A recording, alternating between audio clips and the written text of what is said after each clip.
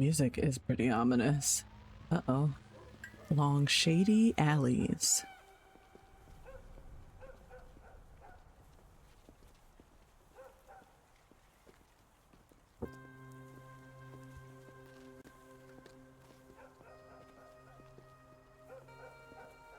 Fall comes to Riverwood with chilling winds and the first drizzle. A bleak mist obscures the narrow streets, clinging to the rooftops, tangling in the bushes, and swirling around fields. Oh, what do these buttons mean? Story, screenshot, auto reading, unavailable menu. Okay. Fog and murky blackness suit the peculiar suburb. Nestled amid the forests and mountains, it's a decaying, quiet place waiting for winter.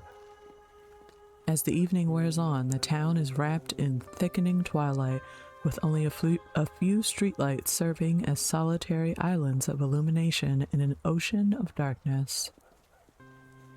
On one such evening, ordinary and cold, 4 teenagers are strolling around an old park, engrossed in a lively discussion. The first fallen leaves rustle underfoot as the wind reaches the trees, their branches grown out a long, plaintive creak, as if already lamenting the loss of their motley attire. 2 of the teenagers, a tall boy and a fair-haired girl, walk hand in hand. Their friends carefully hop from one paved slab to the next, balancing as though a bottomless chasm might yawn open beneath them. This is a lot of reading. A quiet, stooping boy in glasses trails behind them, casting glances at the road. Ahead, the street splits in two, then veers sharply out towards a wasteland. Just a half-century before, a tiny school stood there. Now, only a barely discernible foundation and heaps of broken bricks choked by stubborn vines remain to remind them of its erstwhile existence? Year by year, students have taken that path, carrying with them their thoughts and fears, high hopes and grand dreams. From tough exams and first crushes to bullies, bonks on the head, or simply yearnings to be the star player of a local team. Be it aglow in autumn gold, cloaked in verdant summer green, or blanketed beneath snowdrifts, Riverwood will never forget them, just as they'll never forget their town and its secrets. The older a place grows, the more mysteries it keeps locked away. This a spooky game? Yes. There should be some spookins. One of the girls leaps... Okay, I'm not gonna read, like, the actions, but... Ain't gonna catch me. Ooh, there's voice acting, thank God.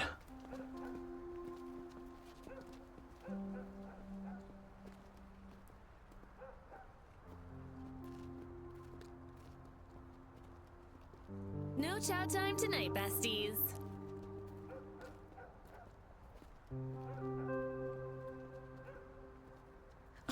If Brian was as agile as you, we wouldn't have been stuck in school after dark. The chemistry room's never been so tidy. Oh.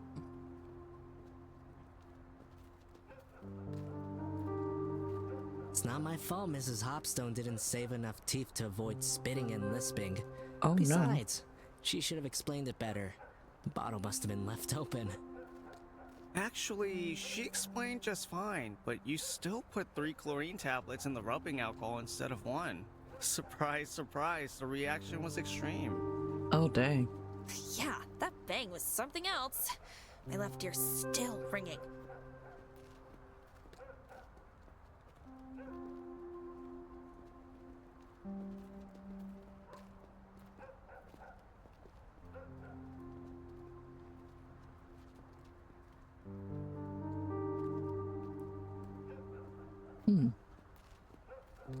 So bad day in science class.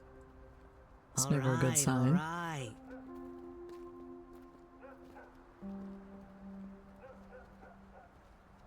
Read the directions, bro. I won't let you down. I'll put in 2 chlorine tablets. Oh my gosh.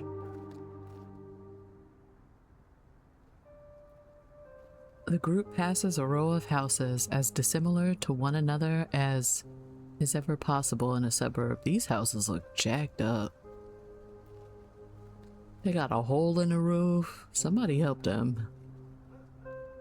The time-worn houses' windows glow faintly in sepia tones, as though the light itself has aged and can no longer disperse the deepening darkness.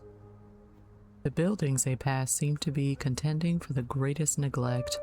Even other residents would be considered an eccentric in any other town.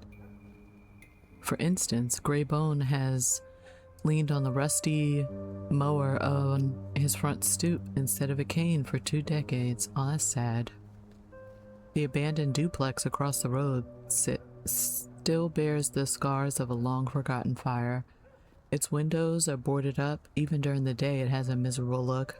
The teens keep their distance. Aww. Oh, Miss Harvitz's house.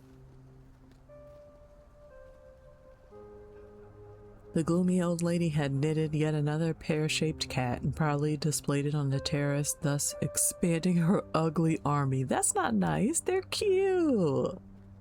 Right. You had a cup of tea together. Did baby Tony apologize? Once, Eva's brother had filched one of the cats and taken it home. Neither of their parents had called any attention to it, so she had to explain herself that taking other people's belongings without permission was wrong. Well, your parents should have did that. No, I was the one to apologize. Miss Harvitz didn't say a word. She only gave us a cold stare and sniffed loudly. She scared poor Tony so much that he couldn't fall asleep for half a night. Good. He deserves it. You have such a giving heart when it comes to your brother. You might be raising a hell of a night. Why in the world would he want to snatch a cat, though? He was just a little kid. He came, he saw, he took it home.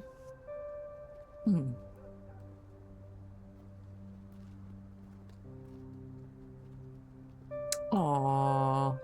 That's adorable.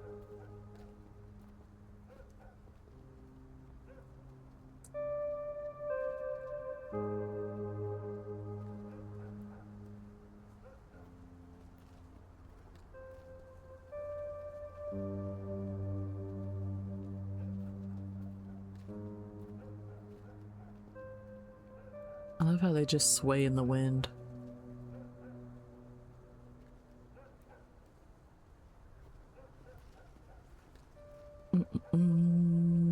Also, fun fact, this game is entirely hand-drawn from what I saw on their Steam page. If I go crazy one day, I'm gonna definitely buy a nice crib close to the park. The neighbors here match me perfectly.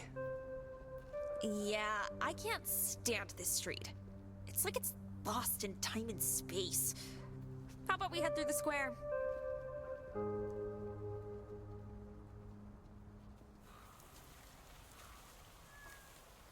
Ooh. A gust of wind burst through the narrow walkway, permeating the air with the stench of raw wooden planks and rotting garbage. The houses in the alley look like they've been copied and pasted, like they were likely built at the same time to house factory workers. The only thing that differs is the light in the window, on or off, making it clear whose shift it is tonight. 2 Christmases before, Brian got beaten up here. Some high school students apparently didn't appreciate his sharp tongue. They shoved him into a snowbank and packed snow under his sweater. But the most humiliating part was a neighbor kicking them all out. Aw.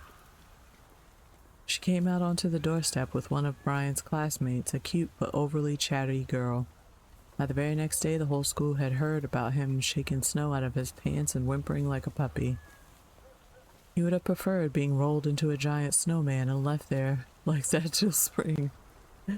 Brian adjusts the backpack full of baseball equipment, which was crawled down his shoulder, and walks up to I'm Ashley. so fed up with this stupid school. All these teachers, homework, tests. But the year just started. That only makes me want to study even less. There's nothing worse than coming back to school after summer.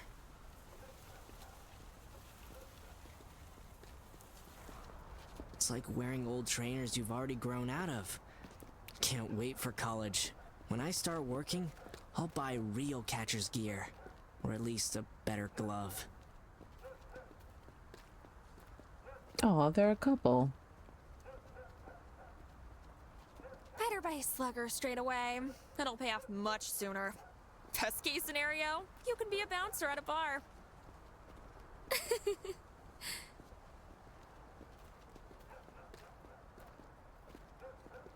Yeah, Brian he look real sad. You Dad good, says a bro? good job like his is hard to find without higher education.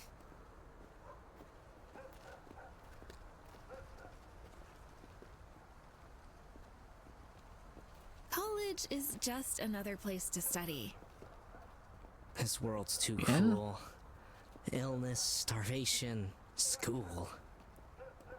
I feel like those things don't match. First two are real bad. Third one, you should be happy to do. I like school though. Wait. Oh, he's Brian. He's Michael. Okay, I need to get these names straight.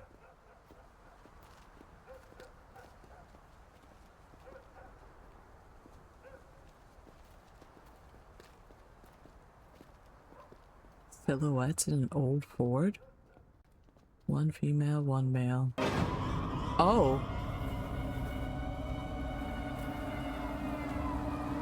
The mutilated faces stared back at him. He could have sworn he'd heard a hoarse, gurgling whisper.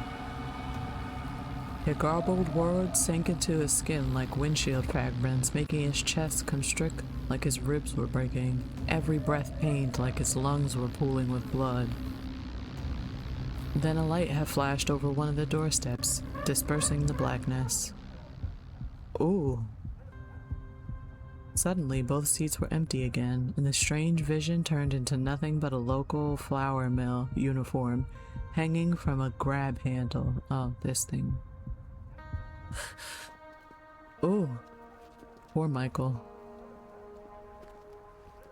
Of course. I'd love school too if I had your scores, Mikey. Exactly.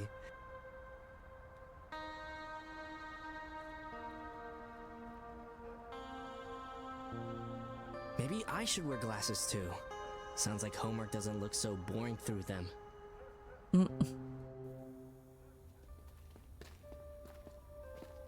They walked by the Murdochs' front garden and onto a street flooded with pink and blue neon store You better signs. stop complaining.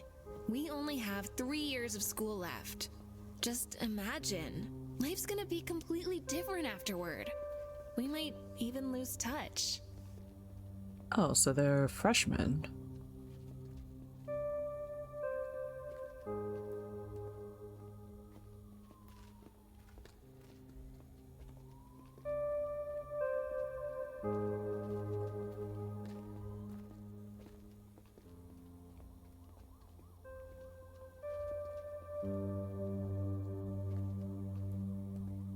If friendship's real, distance means nothing.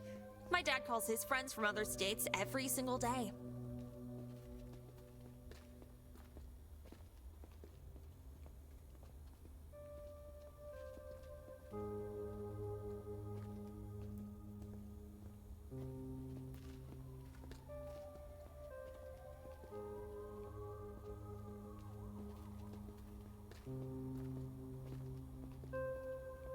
Well, a couple of cornfields and state borders ain't enough to break you up. Aww. What the hell do Ashley's dad, your love, and cornfields have in common? Look around. Is there anything really happening up here? Crunk Jim driving his tractor into a ravine was practically the only breaking news here in 6 months. Crunk Jim. What a name. Well, adulthood is a real challenge. People grow up, then they start to feel sorry that time flew by so fast, and they want to experience school life again.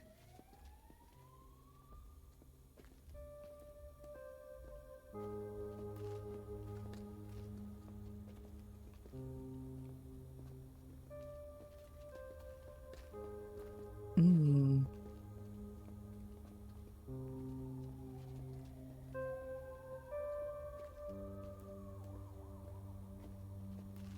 All the woes of growing up.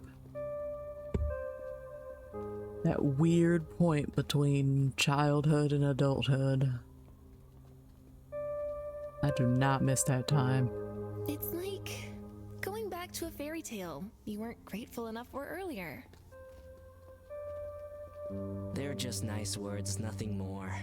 Bring adults back to the textbooks, and they'll howl all day. I don't remember any fairy tales where the characters were forced to read Walt Whitman's poetry. What about you, Michael?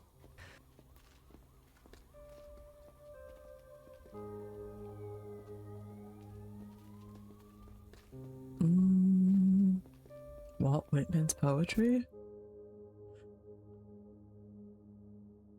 The lives of ordinary people best known. Oh, okay, so like a real person. Okay.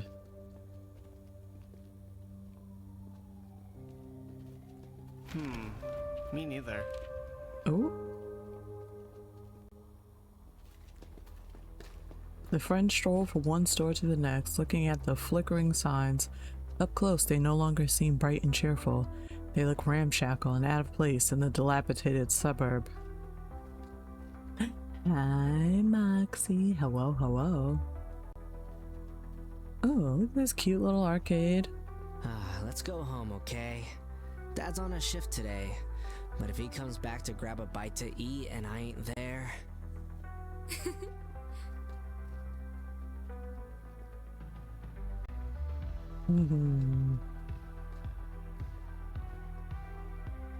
Yeah, this game is pretty cute so far.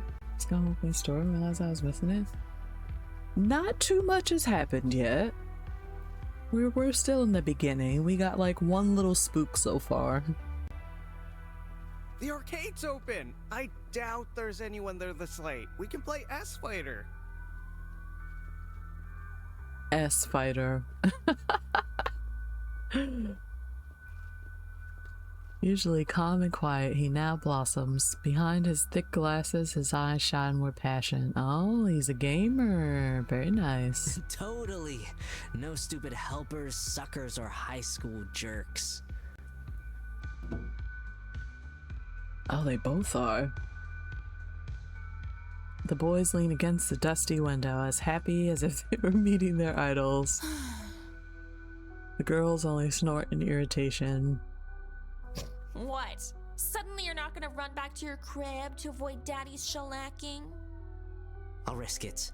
There's always a chance Dad'll kick you in the head. But the chance to throw Hadoukens and not wait in a frickin' line for the game, now that's rare. Huh. That's not... Don't like that. So his dad is a bad person. Okay. Oh, do I have to click the... Yeah, I know. I know what a Hadouken is. It takes Stop so this. little to make them happy, doesn't it? Hey, I like Street Fighter 2, girl. Let him play. By the way, did you hear about the arcade machine that appears in the hall by itself?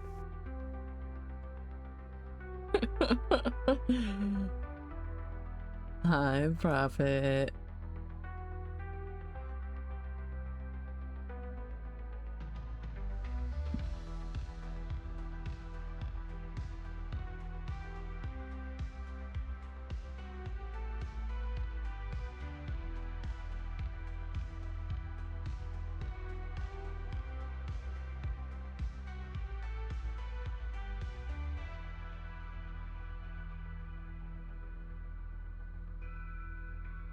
Aww.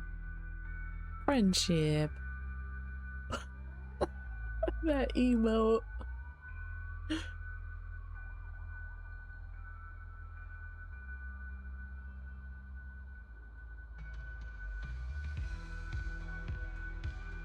You start playing and can't stop. The game never ends. It's impossible. But you try over and over again, forgetting about eating or even going to the bathroom. Over and over again, not thinking of your parents and friends. Over and over again until you run out of your allowance, can't afford breakfast, and stay hangry for the rest of the week because you're dumb. True. Well, that doesn't sound so scary if you got no allowance to begin with. Want to go in or what? Gosh, they're looking at us like dogs staring at a steak.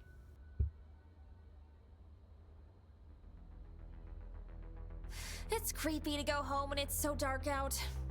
But if you win 100 tickets, me and Eva are gonna pick a prize. Oh, they're gonna play some gamings.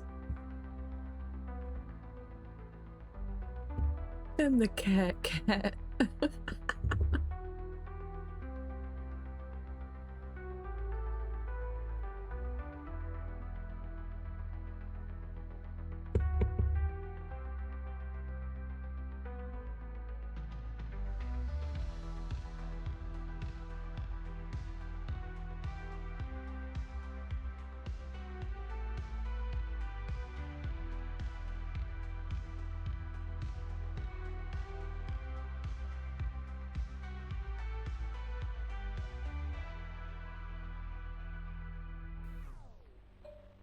Well, it's high time for games. Oh, look at this cute little spot. The spacious room is somehow stuffy, permeated with the stench of hot plastic, unsuccessfully covered up by pungent berry air fresheners. Ooh, look at that. It smells like wasted time. As if. This shack smells nothing like school. Oh. The clamor of screensavers and demo walkthroughs melds into a terrible cacophony. No wonder the zoned out cashier is shielding himself with it, from it with a set of greasy, cushioned headphones. The walls are plastered with posters, promotional flyers, and all sorts of paper trash. However, one ad stands out. If you beat a record, you can win tickets and exchange them for prizes. Such generosity was easily explained. At the start of the school year, kids have a bit more cash in their pockets as usual. There's no one inside except the cashier, yet the floor is peppered with trash from crumpled soda cans to chocolate bar wrappers. The arcade closes in 30 minutes. Local kids can only hang out here at this hour in the summer. The hall is packed with all sorts of arcade machines, each game's name glowing invitingly. Clips of characters deliberately failing to beat different levels flash on the screen over and over. Monkey King! Yeah, they didn't want to touch that. The boys start searching for the most interesting game. Oh, I didn't realize I was picking one. Oh wait, can I? I think this is Galaga. Lalaga. This was once one of the most famous games. Now this veteran arcade cabinet is used only while the others are busy when a couple of truly insane nerds try and fail to beat the record of someone named Lily the Rat once or twice a month.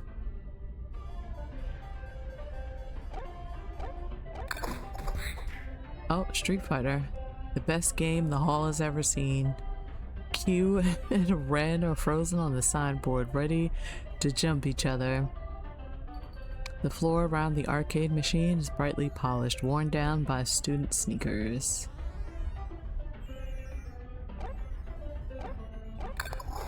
Monkey King, an arcade golden oldie. The game machine is ancient and in poor condition. The sign barely even flickers anymore. One of the buttons is cracked. It's over here!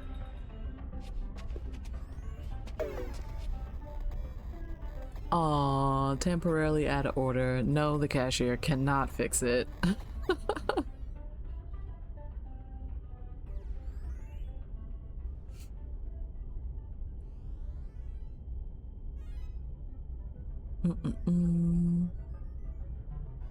Aww.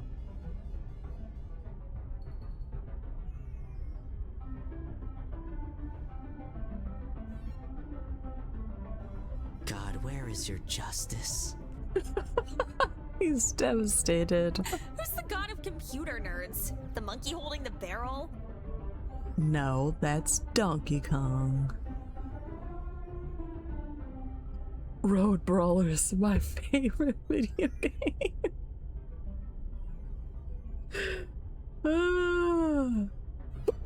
Oh gosh, technician's sorry. coming, but not till at least next Tuesday. So y'all need to choose some other game. Try Road Blasters. It's the freshest here. Road blasters.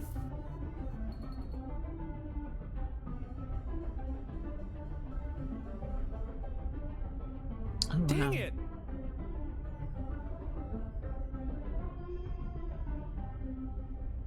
What else have you got other than cars? Other than cars. All that and a bag of chips. If you're ranking the top 5 of Pumpkin Man, I'll give you a double prize. I'd play a game named Pumpkin Man. I feel like that would be cool. Face on a jar is like that was someone. Right? It does. It looks like it belonged to somebody. It's way too perfect. No one really plays this trash. Cashier, killer We've confirmed. got a real shot Maybe. at setting a record.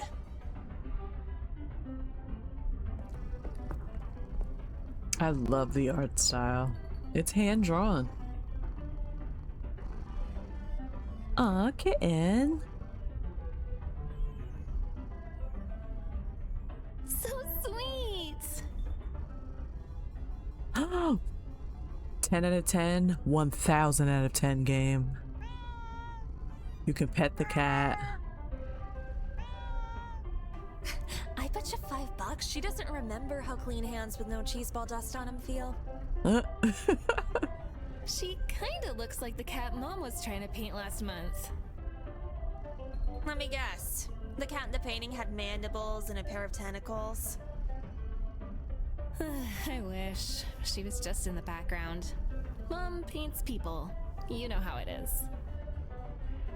What? Ashley knows. She wishes she didn't, though.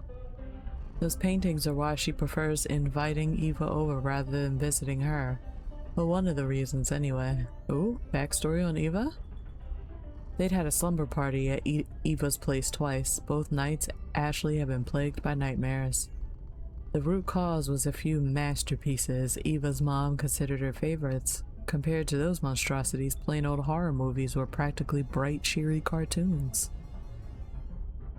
Oh. Pumpkin Man. I should have known.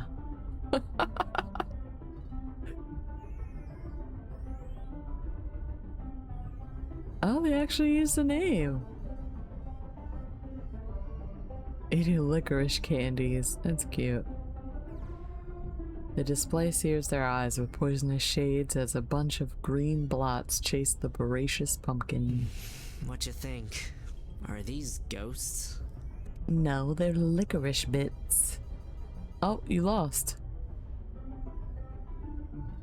Here's a hunter shooting the pumpkin with a shotgun.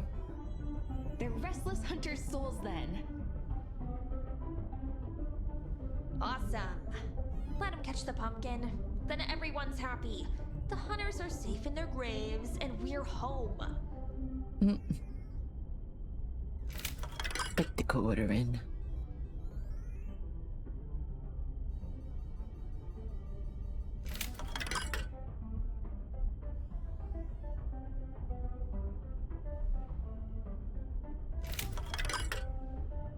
Back home? With no prize. I ain't leaving until we empty out the prize counter. That's a bold statement, my boy.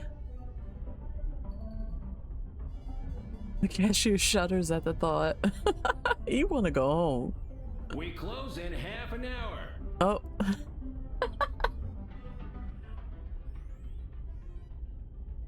Then he's gonna have 15 minutes left over to cry over his empty counter. Bold.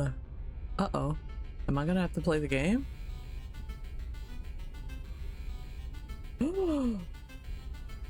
Press any key? What do you mean press any key? Oh my gosh, it's been so long since I played Pac-Man. Don't do this to me. To the left! No, we're fine.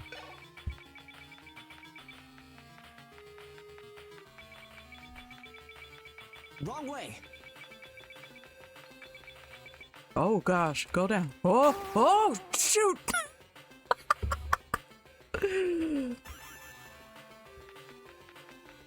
Leave me To the alone. left! No! Why did you do that?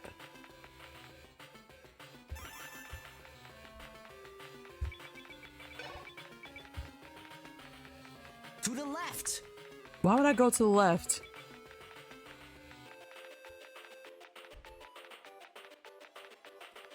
Ah, I pressed up. You bum. You lost the pumpkin man. Well, you pumpkin eater. Exactly. Well, I guess we gotta be luckier next time. Who knew those ghosts would be so nimble? Right? Oh, look. Star Wars. I'd rather read my history book than play this flickering trash can. Aww. Oh, he's so mad.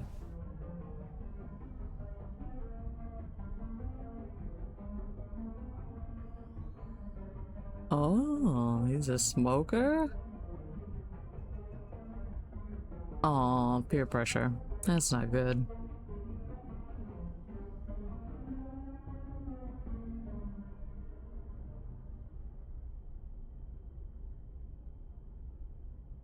I'm sure they can smell it from you, bud. Cigarette smoke is not an easy smell to mask.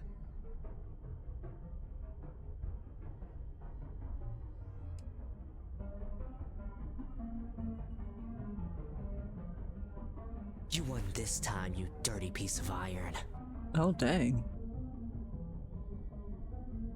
Oh. Look what I found. Someone hung them on the toilet paper holder. She back there losing it.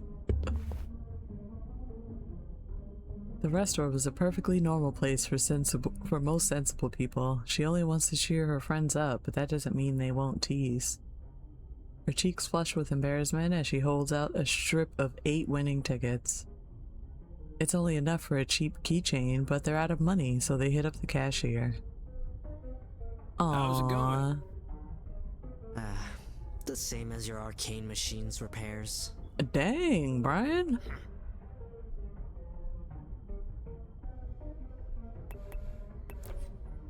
Slinky, 20 tickets. 10,000 tickets. Yeah, I remember those days. Uh-huh. You have to play forever. Dang.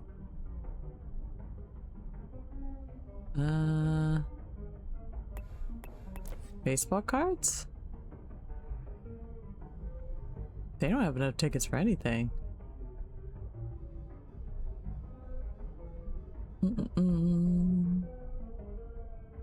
Never had to worry about peer pressure because I didn't understand when it was happening.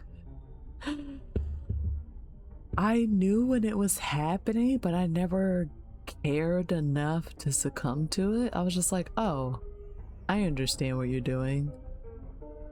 But denied. Get a game pod. I wish. Magic 8-ball. Why is it a 9?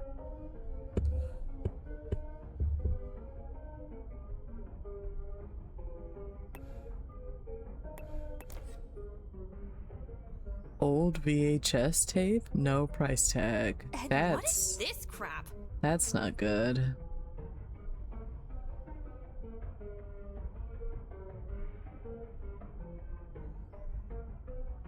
The cashier turned around surprised. No idea. Someone must have left it here. Y'all can just take it since you spent all your cheddar on Pumpkin Man anyway. Maybe it's a movie or something. But what if the owner comes for it? It's already been here all week. Doubt nobody needs it. Besides, visitors forget stuff here all the time. Y'all want to see my cap collection? No thanks.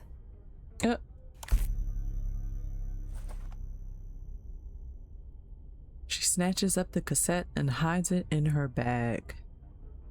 Brian hands the cashier his tickets. Just give it to the next poor sucker who dares punishes himself with that crappy pumpkin game. Tell him he's not alone in this world.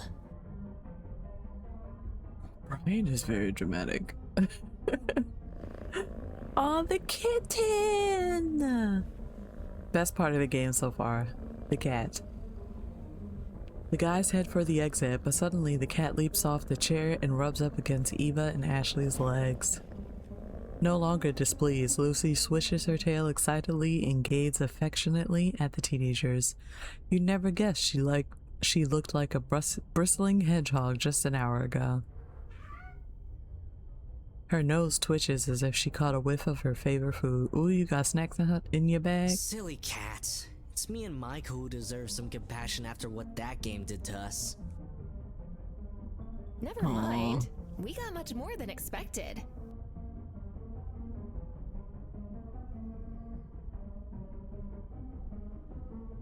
Eva pets the bag joyfully. And Oh, what does she would have that be? snacks? A secret. Ooh. I can't believe they took that tape. That's horror movie, like rule number 1.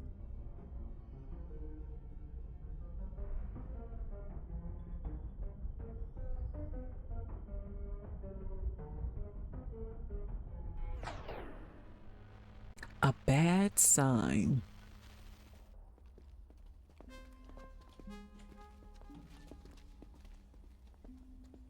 Most of the signs are already off, submerging the thickets, basements, and narrow alleyways in darkness.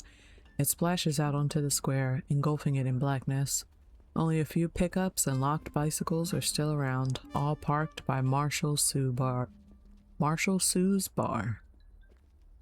The wind sweeps over the fields. The element that usually toys with the harvested corn now moans forlornly, plunging the suburb into melancholy. Winter will change everything. Stores and bars will be strung with sparkling beads of colorful lights, and the snow will smooth the wrinkles and scars of old Riverwood. The town will take on a deceptively pretty and cozy facade. As a kid, Michael loved strolling around during the Christmas vacation, munching on hot pies and watching snowflakes fall through the thick windows of a coffee shop. Back then, he never noticed the aging buildings, chipped concrete, or the gloomy people trying to fake a smile. In autumn, however, the suburb's flaws stand out more sharply. It looks unwelcoming, gray, lifeless. No wonder Eva calls it the season of ghosts. Just thinking of it gives him the creeps. Well, we're late. Granny and Grandpa will be upset. If that's the worst that'll happen, then you may as well stay out a little later.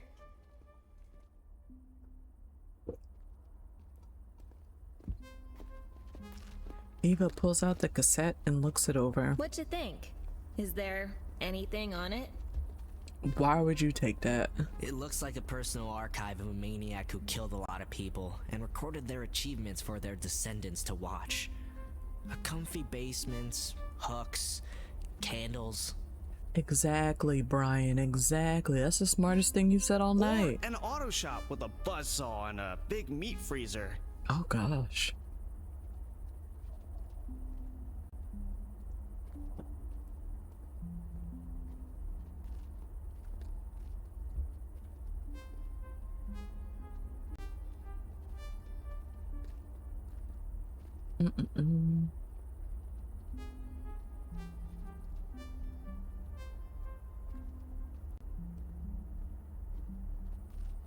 But horror movies have convinced Eva otherwise.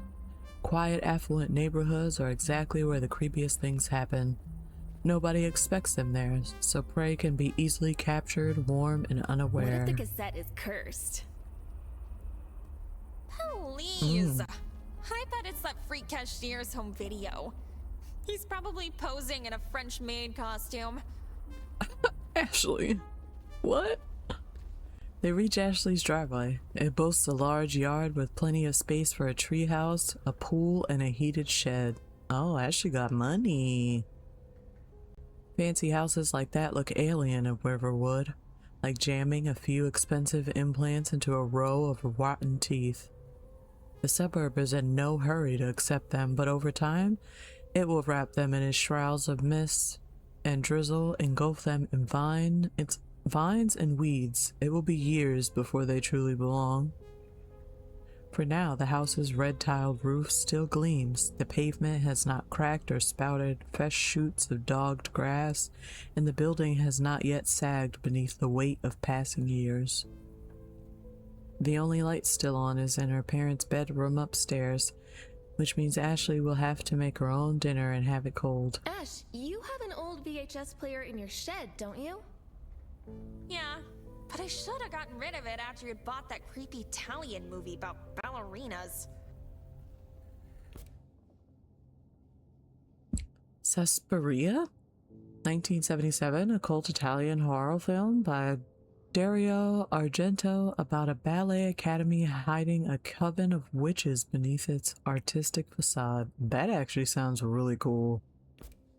What?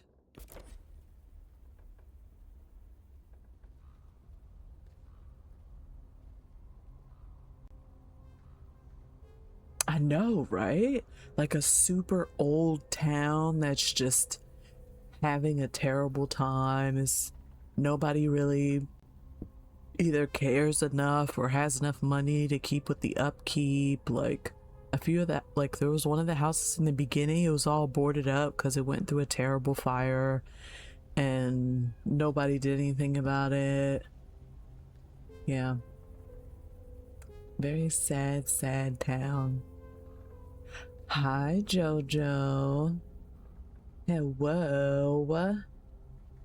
And happy birthday.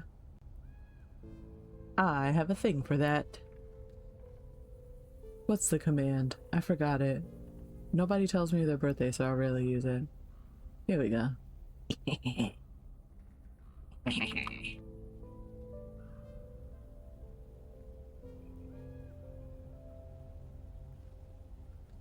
Happy birthday.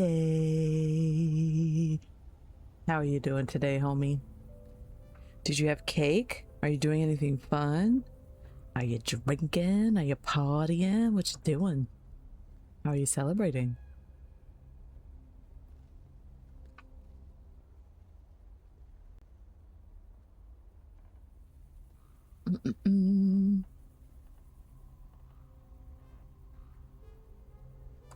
Watching horror movies with friends was a special kind of thrill. You felt less scared, but had way more fun. You'd notice something you'd missed before, discuss the details, and figure out who feared what. How about it? Wanna watch? I ain't gonna sleep till I know what's on it. Dang, she's obsessed. The boys don't mind. They're eager to shake off the sting of defeat in the arcade center so badly that they'd prefer getting in trouble all over again for coming home late. It's a weird day. It could be JoJo's bizarre birthday. Exactly. That's hilarious, Moxie. Ashley just shrugs and heads for the shed.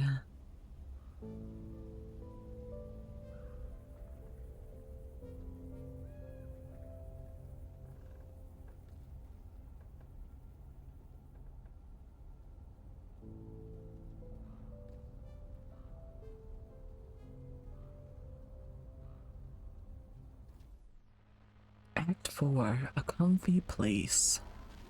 Ooh, is it a comfy shed? Oh, as far as the friends are concerned, Ashley's shed is the best and coziest place in the whole suburb. With that creepy scarecrow inside? How is that comforting? They spent most of their evenings there in winter, where there's nowhere else to hang out and a high risk of being targeted by the high schoolers' snowballs. There's plenty of space for board games and fooling around.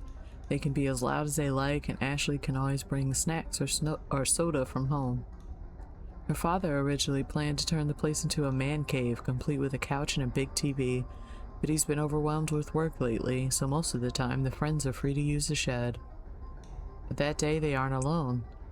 Chris, Ashley's older brother, is already inside, lying on a shabby carpet playing a new console. Only as they enter does Ashley remember that Chris is grounded for coming home drunk from a party.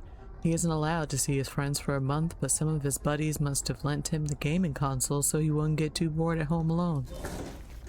As the front door squeaks open, he swiftly hides a pack of cigarettes under a pillow. It's just you suckers. I thought Daddy showed up and was about to teach me how to live again. What you doing up here? Baby Ashley decided to show you our true family treasures? Like, what is that? The shed is filled with dated furniture, living out its last days and unused equipment covered in dust, plus other miscellaneous items the family are too lazy to get rid of.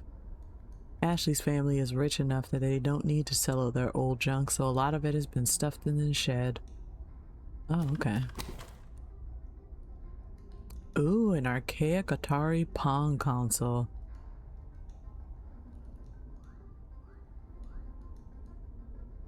Ooh. Cupcakes are still good. You showed him a teach him how to live again is a wild thing to say. Exactly. This sounds like these guys don't have great parents. Ashley's father plays it as a teenager, but the only controller broke long ago, and so did the console itself. Aw, get it repaired. But I'm glad you had a good birthday. Bowling is nice. Let me see. Chris's battered punching bag. Someone must have thrown hatchets and darts at it. Yeah, it's all sliced up. You fighting it with a sword? You're supposed to punch it. The funny scarecrow from the Bennett's field. Ashley asked Chris to steal it after the Bennett's youngest daughter lost her doll. It was hard to believe, but Eva swore the scarecrow had moved on its own. An antique mirror. Little Ashley loved looking in it and imagining she was a Disney princess. Eva would barely glance at the mirror. She was 110% convinced that Bloody Mary would come out of it if she wasn't careful. The old motorcycle. Motorcycle? What? How do you ride that? It's only got 2 wheels. And they're side by side. I don't understand.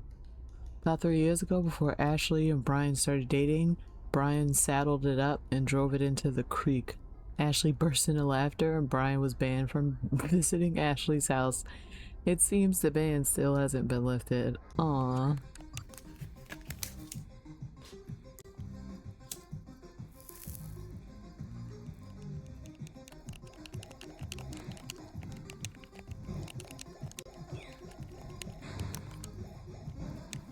Aww, when smoking was considered cool.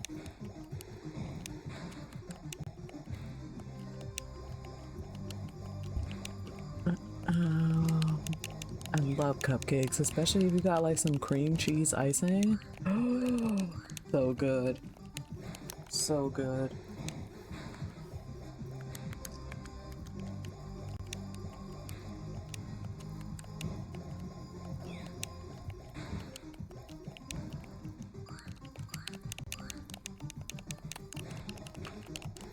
Brian imagines himself strolling past them, deftly pulling out a cigarette, then smirking and asking why they sent a team.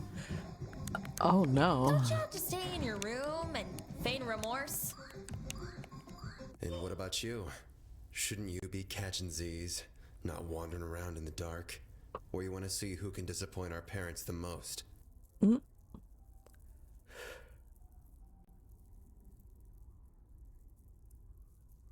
No. Unlike you, I care about my future. We just want to watch a cassette. Why don't you just go do something else for a bit? We need the TV. As if. Get out of here, kids. Aw. Turns to the TV and keeps playing.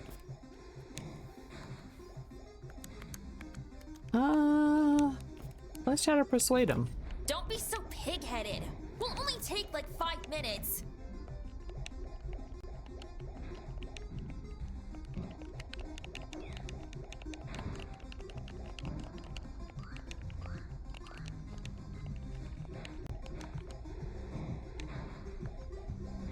Huh.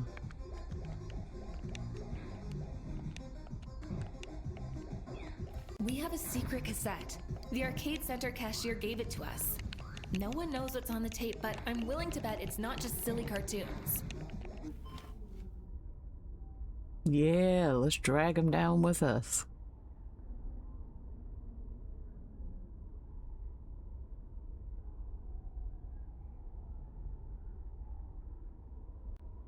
Alright, here's your hourglass then.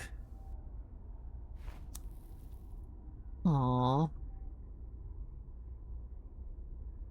When I reach the filter, you stop wasting my precious time and piss off out of here. Yeah, and one more thing. If it's a movie for, adults, I'll take it. We know what you're looking for, Chris. Oh, yeah? To throw it away and preserve our innocence, huh? Of course not. To give to Sam and Bobby.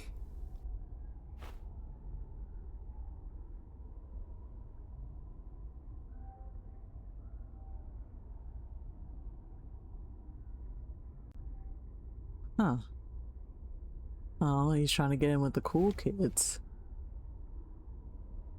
Move your ass, Four Eyes. Turn the damn cassette on. Jeez.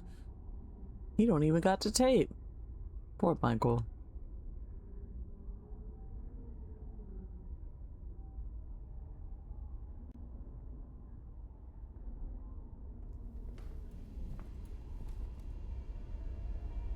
Aw, Eva.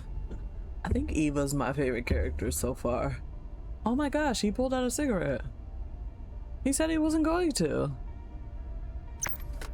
Oh And wait, now no, for that's the Chris. interesting Okay, part. never mind. I thought that was the other guy. What's his name? Brian?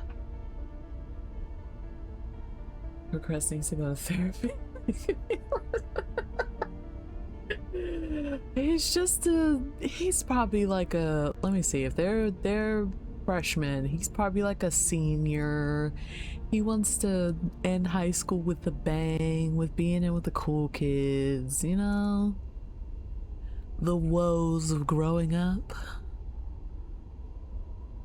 The curved, dusty screen produces a snowstorm of white noise. The speakers transmit a hoarse whistle like a mutilated parody of wind gusts. I know exactly what that sounds like. These fatback TVs were a nightmare. I do not miss them. Eva's worried. Her friends might turn off the player at any point and head home. Then she'll be left guessing what was on the tape. She doesn't want to watch it alone. With all his might, Chris is already acting bored.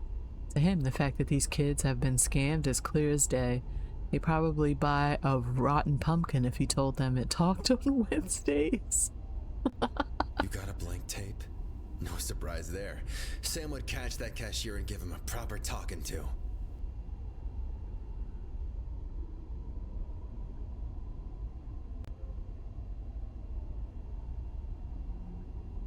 Oh, yeah. It can't be blank. Hurry up and take your seats. We don't want to miss anything. I love pumpkins, but I wouldn't purchase it if it was meant to be sentient.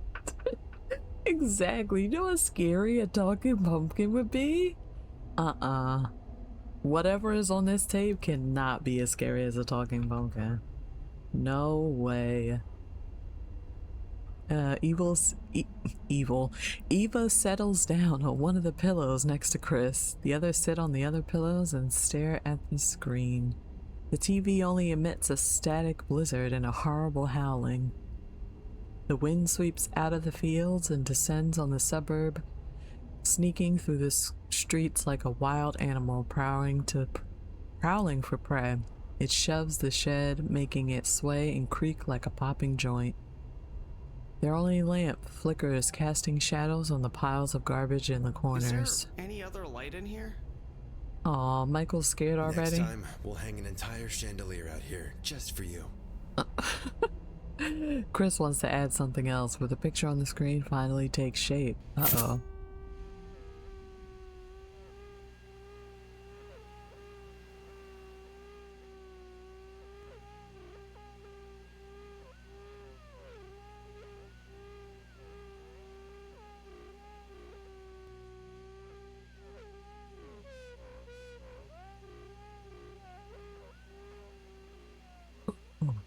better fire that god-awful costume designer.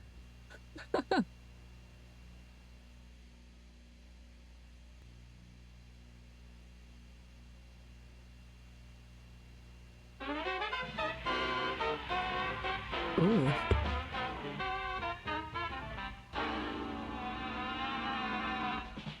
Sheesh. They should kick the musicians out of there too. What is this? Their first time playing instruments? All right.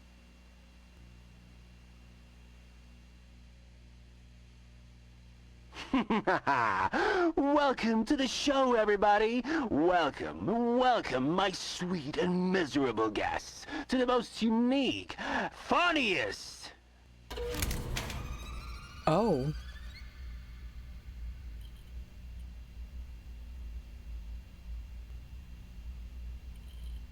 The walls have lost their false gloss and bright hues. Half the spotlights go out, and those that remain are only dim. Look at his eyes. The eyes of a killer, Bella. But the host keeps smiling. To the most unique, funniest, and scariest show on TV. Was that one movie, Midnight with the Devil or something? If he's giving that. Ooh, I don't think I'm familiar with that one. Midnight with the Devil. The friends exchange puzzled glances. I bet my hand that this is something you've never seen before, and will never see again. Sadly, I've got nothing left to bet. I ate my hand before the show. Somewhere in the background, canned laughter and applause ring out. The teenagers can certainly believe the host really did devour his hand before the show. His behavior is odd, his speech is too dramatic. He keeps breaking into screams, choking on his cackling. Somehow he manages to act both insanely cheerful and inappropriately gloomy at the same time, all depending on the angle the producer chooses. Bullshit. What a waste of time. No, wait, let's just watch a little longer. I've never heard of the show. How about we give it a chance? Michael and Brian nod, staring intently at the flickering screen. Chris looked like he wanted to get out of there. He crouched like he ready to spring up and run. The host, as if waiting for their verdict, steps back from the camera and holds his hands out in an inviting gesture. I thought he ate his hand. So come on, take a seat, the broken and prideful. The shot changes. The reserved and those embracing everything new. The brave, cowardly, dependent, and free. Get comfortable. Enjoy!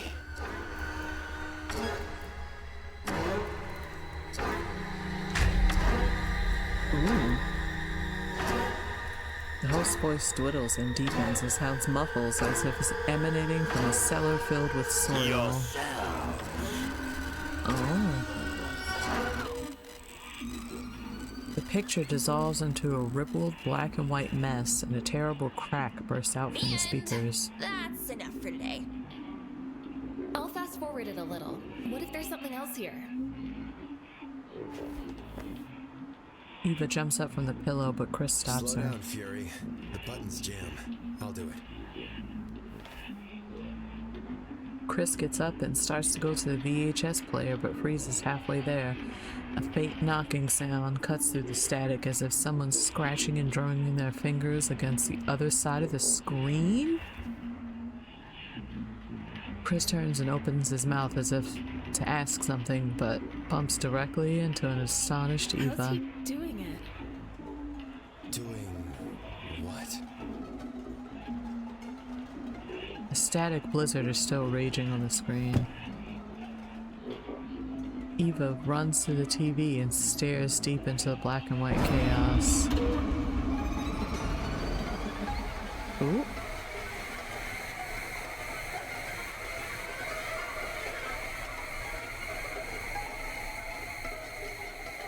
What on earth did they see? Late Night with the Devil? Oh, I'm gonna check that out. So many movies to watch. We gotta have a movie night soon.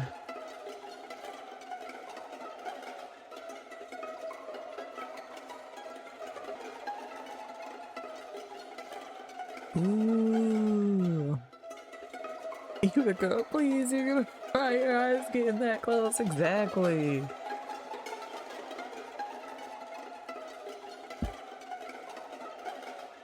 That strumming is killing me.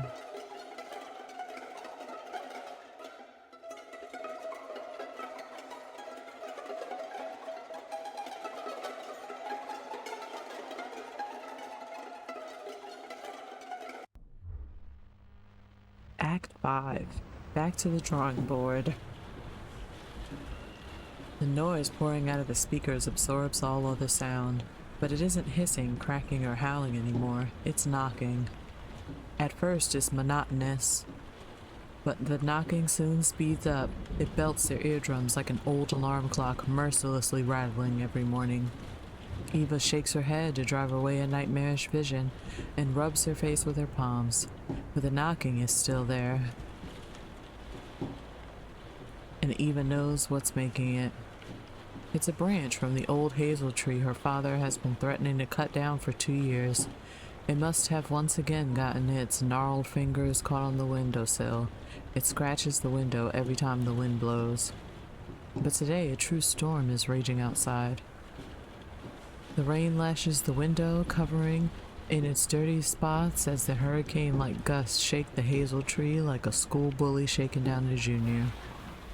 Confused, Eva checks her bedroom. Oh, she had a cute little room. Everything looks as usual there. The table and the shelves are perfectly arranged, the bed carefully made. Even the posters are still hanging in a strict line as if in an art exhibit. How did they get home? That's what I would like to know. Eva loves it when everything is in its place. Whenever her mother is overwhelmed at work, Eva and her father are left responsible for cleaning the house. And the less you litter, the less you have to clean. True. Oh, we can click on things.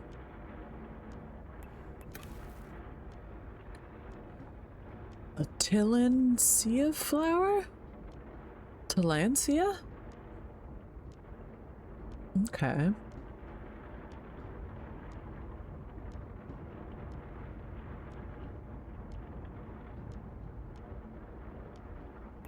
Oh. The book where the wild things are. Aw, I love that book. Picture their family. Oh, when Eva first got her braces. Guessing Tony is her little brother. Aw.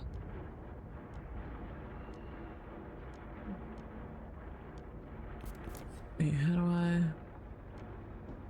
Anything else to click? Oh, the books.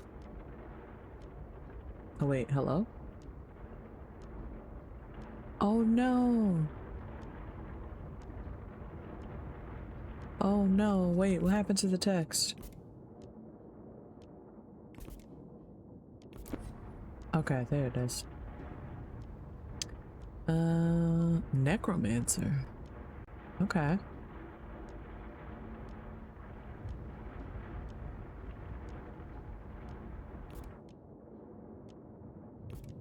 Yeah.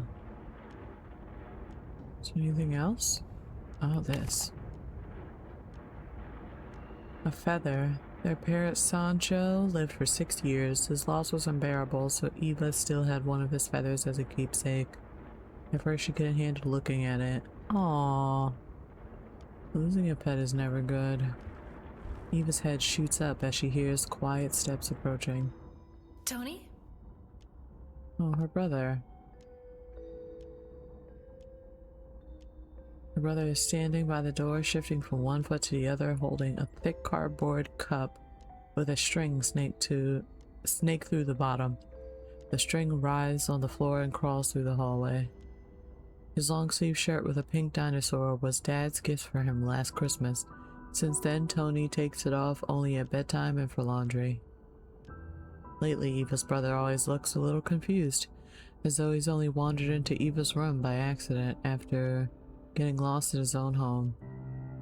His big eyes hold a strange expression she can't quite explain or describe. No matter how much she talks to him, words are never enough. Even when all his important questions are answered, Tony just comes up with new ones. Oh my goodness, Soraya! I didn't even know you were streaming! Hi! Hello, Raiders. Hello, Soraya. Were you guys doing something spooky? Were you playing some Palia? Thank you for the raid. Hello. You did Enshrouded? Oh my gosh, I'm gonna have to watch the VOD.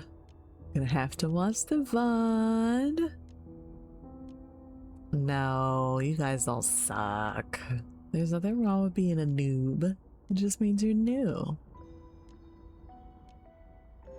Oh my goodness. Well, people from Soraya. If you don't know me, I'm SolarBexus, primarily an artist, but also a gamer. And today we are playing Pink Noise. It is a horror visual novel with all hand-drawn art. It's so very up my alley. And it's about a bunch of teenagers in the 90s that just watched a very scary cassette VHS tape. And I think they're cursed now. I fixed her thread. String telephone. Here. Yesterday I could barely hear anything. Aww. Eva takes the cup and puts it on her nightstand. It's time to go to bed, baby.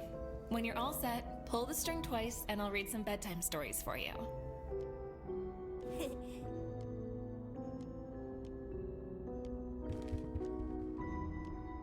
Aww. They often talk to each other before bedtime because Tony isn't used to falling asleep alone. She has to chat with him, weave magical stories, retell movies and comic plots until he starts snoring. Oh, cute. Oh yeah, nothing too scary yet. A little creepy, a little tension, but nothing like outwardly spook yet. Right? It is very cool.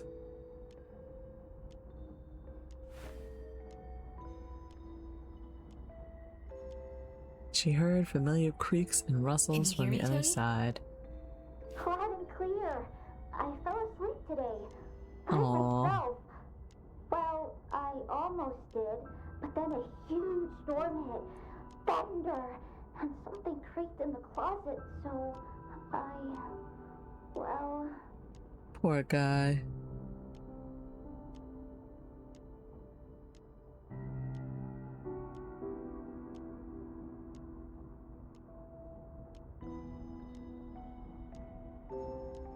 Yes, go get some food. Go get all the foods. And thank you again for the raid.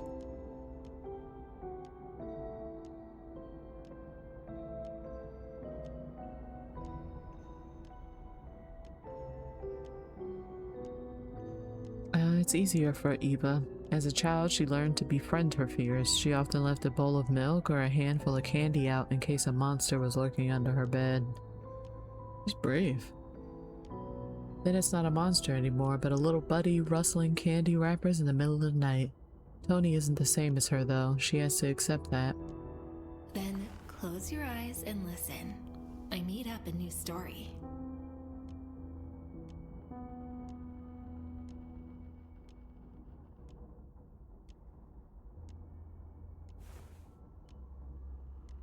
Oh, that's okay, Saint. You're surrounded by routine. She wants to calm Tony down the way she's used to. to wish her father sweet dreams, to leave a croissant for her mother in the kitchen so that she'll remember not to drink milk or coffee on an empty stomach. What's the story about? Is it scary? I don't really want to hear a scary story today. Totally valid, bud. No, it's a legend about a magical arcade machine that teleports brave and obedient kids into its world of adventures. Ooh. For some reason, amid the whirlwind of thoughts and images racing through her mind, she chooses an arcade machine, or rather, it chooses itself, as if it were alive. It appears in her mind's eye in all its beauty, that black, oily luster and 2 scarlet buttons. But she can't present it to Tony as is. It needs to be wrapped in something brighter, lighter, and more mysterious. Her baby brother sighs with excitement. It must be dangerous there. There are lots of monsters in games. It's an adventure. It wouldn't be an adventure without monsters.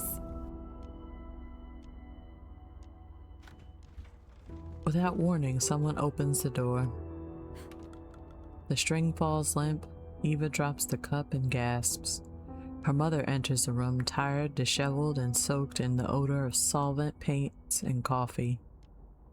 Perhaps she's worked too long and remembered that she missed dinner only after her dizziness and lower back pain reared up. She always complains about that to Eva's father. Didn't hear you come home. Why are you up so late? She glances at the cup rolling on the floor. Eva's mother can scarcely understand what her children are up to. What's all the late night storytelling for? Why can't Tony just go to bed and fall asleep? She's shocked every time one of them outgrows last year's clothes. Even now, surprise lights up her reddened eyes. Chatting with Tony again? He needs to learn to fall asleep on his own. Tell him to brush his teeth and go to bed right now. At least that will put these toys to good use. Of course, Mom. Tony's almost asleep. Oh, today was so long, but cool. We cleaned up the chemistry room, then we went to the arcade center, and then I came back home.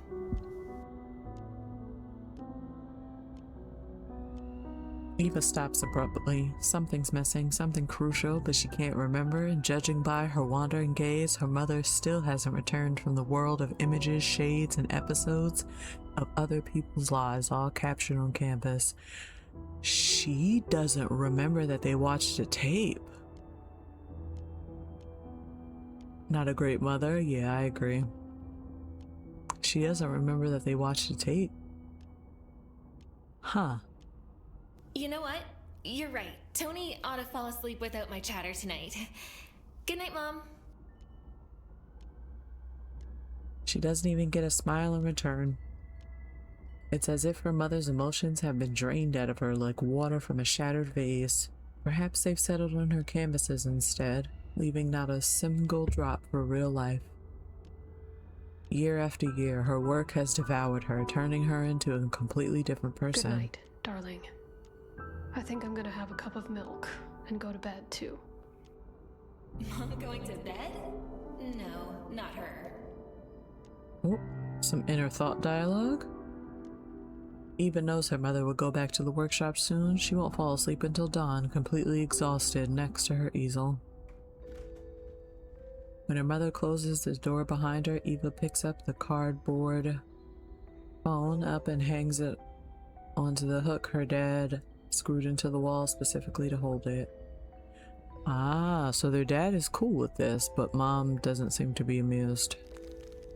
The cup hardly even touches Eva's hands when the string tightens again. Tony, go to bed. Mom just came and scolded us for chatting. You promised me a story about an arcade machine. Eva suddenly feels so exhausted that she can't fathom making up even the simplest story.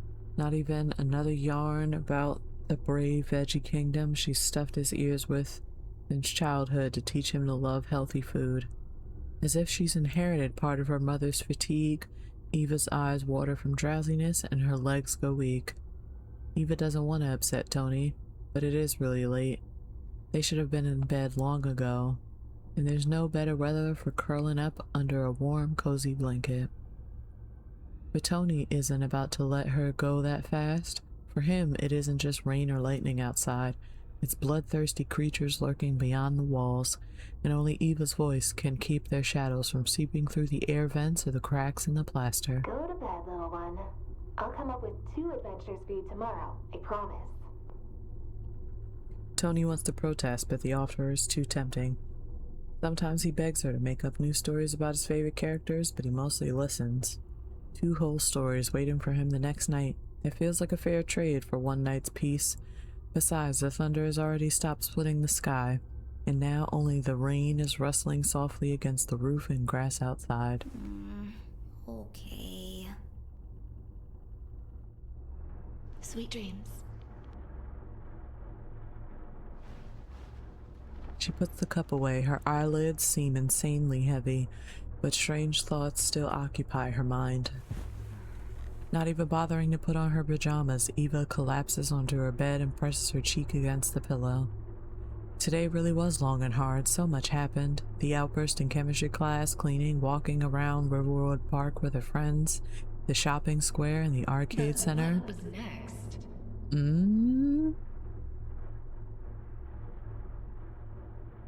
There's a blank space in her memory between the arcade center and coming back home.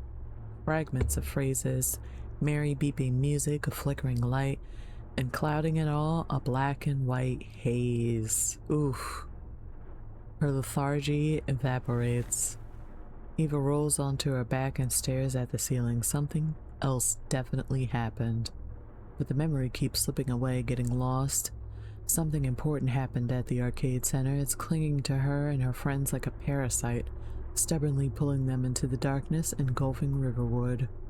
Of course, the old town has been keeping the secrets of many generations.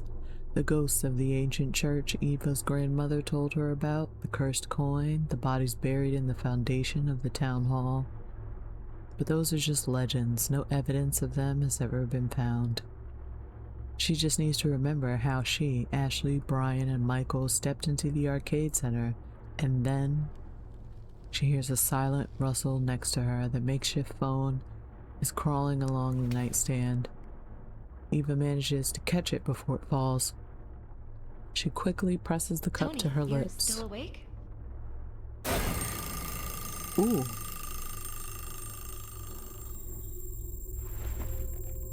Astonished, Eva can hardly suppress her scream. That sounds just like the electric timer in the art workshop attic. Her mom set it up so that the jarring sound would distract her from her work every 3 hours. It reminds her that there are other people living in the house who she should spend time with. Yikes. But why was that shriek next to her baby brother? She doubts Tony took the timer to his room. Eva hurries into his room to check on him. The bed is empty. Eva throws her hands up. Tony rarely leaves his room at night. He always leaves a cup of water or milk on his nightstand before bed, so he wouldn't have to go to the kitchen, and he would have passed Eva's room if he had gone to the bathroom. If nothing else, she should have heard his footsteps. There's only one other place Tony and her mom's alarm clock would be at the same time. It isn't something he normally does, but she can't think of a better explanation. What a silly boy. Why did you go to the workshop? Did he though? He should know better. He'll have bad dreams if he looks at Mom's paintings. I want to see these paintings they keep talking about. They could influence even an adult's mind so terribly that there's always a nurse on standby at her expeditions, ready to tend to the most impressionable visitors. What is she painting? The thought of what Tony might see there horrifies Eva. She remembers how Ashley tossed and turned, unable to sleep after visiting the workshop during a sleepover, how she had complained about nightmares afterwards. If her brother sees those paintings, she'll be up all night distracting him from anxious thoughts. As for the next day, not even 2 stories will Tony, be enough. What's up with the radio silence?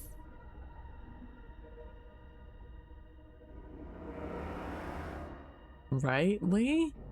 She's painting madness. Not a single sound comes from the other side of the toy phone.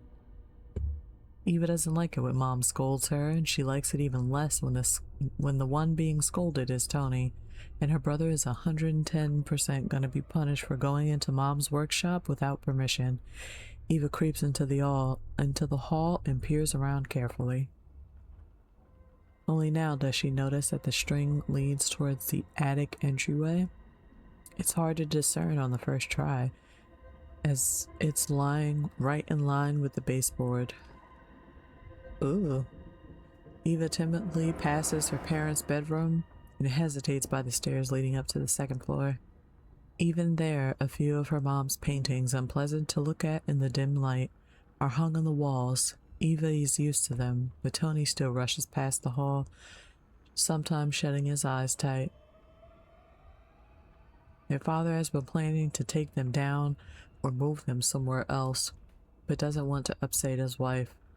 He has no idea how to bring it up, so the image of a woman pressing her palms to her face is still staring into the corridor with white eyes. A black silhouette flits on the left side of the stairs. Eva presses the cup to her lips and whispers, Tony, go downstairs while Mom's in the kitchen. Alright, I'm coming up, but if Mom catches us both, I'll get in trouble first, and I'll have every right to be mad at you, Tony. Who knows? Maybe you won't be getting an ice cream this weekend. Ooh, no ice cream. What a threat. I meant that genuinely.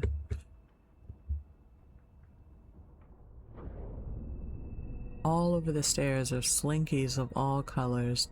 Tony is always playing with them on the stairs, racing them and setting them up like they're contestants.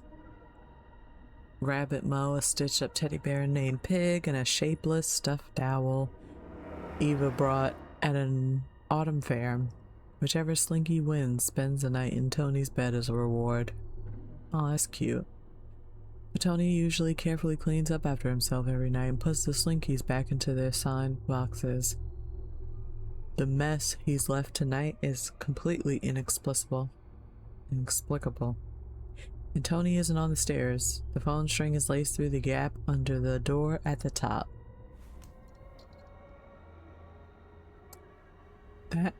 Oh.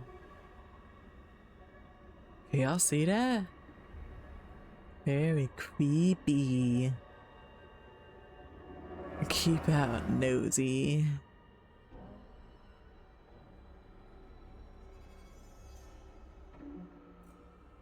Aww.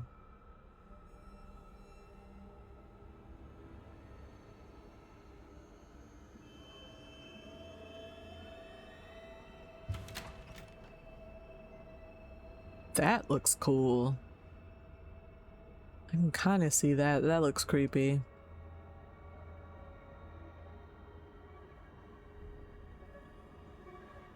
Eva had a rare chance to see new and failed works.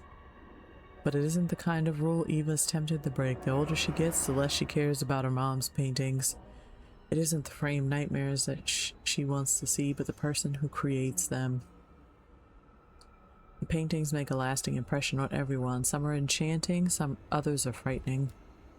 Mom mostly paints people, or to be precise, their emotions. Eva prefers paintings of fairies, magic, and fantasies, or ordinary photographs. At least that kind of art doesn't make Eva wonder why an orphan who's been taken in by a family is crying amid their adoptive parents' shared joy, or why the wife of an unlucky worker is sad when he wins a considerable sum in the lottery.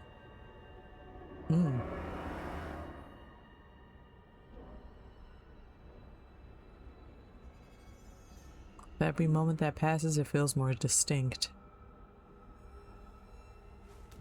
Yeah, girl, why you ain't bother putting your pajamas on? Depicting hunger.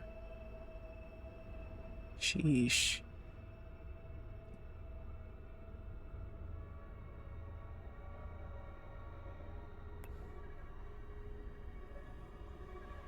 Is that our only option? Turn on the light?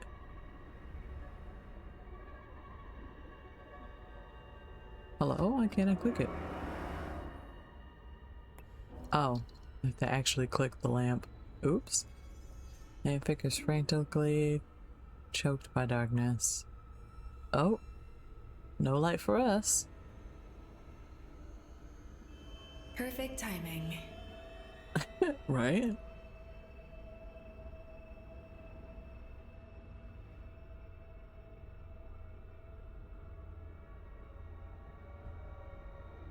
Though her brother isn't naughty, sometimes he hides and waits for someone to find him. But only ever in his bedroom or Eva's. Why in the world did he go to the workshop this late?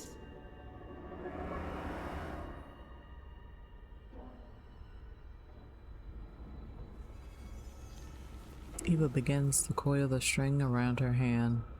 That's creepy. That's upsetting.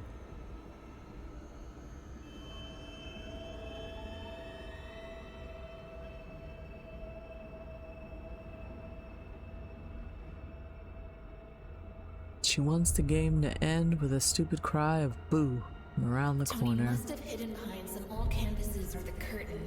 There's nowhere else to hide in here, so finding him will be a piece of cake.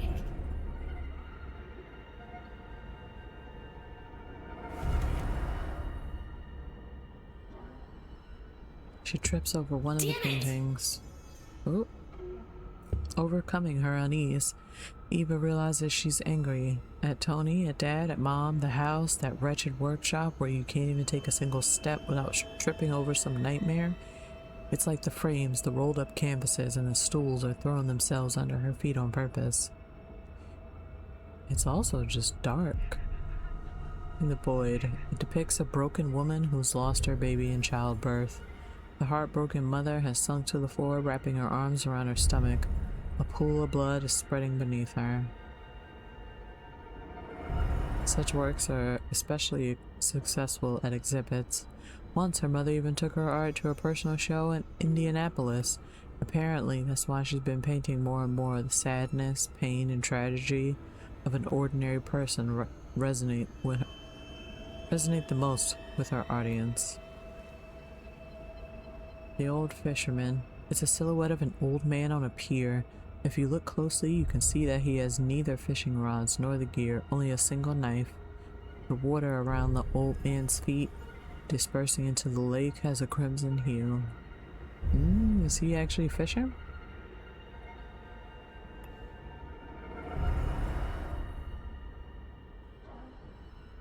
Oh. The Nameless. A happy woman is carrying a puppy wrapped in sheets. Yikes. Suddenly, Eva realizes there's something wrong with the paintings. Her mother usually paints people's features and facial. Oh, look what happened. But now the paintings are a mess of paint instead of faces. Tony, you better come out. This isn't funny. I don't think Both Tony's of us up are gonna here. be punished if Mom. Oh. That's better. Now to see where it leads.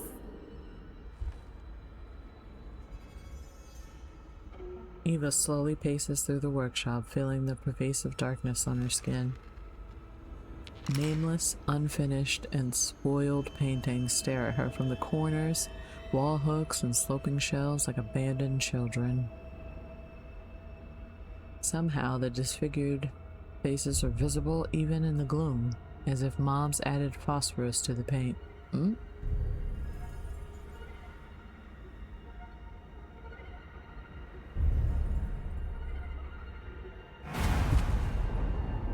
Ooh. Flash of light illuminates the room. Oh! What she sees defies any logical explanation. The string, vibrating with tension, leads directly into a thick darkness, clad in a gilded frame like a pool of dark water swallowing a toy. The easel stands in the very center of the room, though Eva could swear it wasn't there a moment ago. It feels like the unfinished paintings on the shelves are closing in. They're moving! Their figures patiently staring at her. The string twitches and squirms in her grip, becoming harder to hold with every second. Eva struggles to breathe. Fear floods her body, tightening her limbs and tangling her thoughts.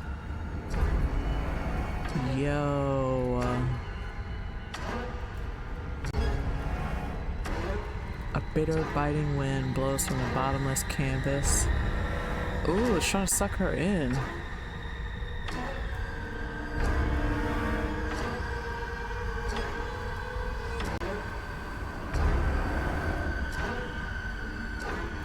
Oh yeah, did Tony get... Oh no. Oh no.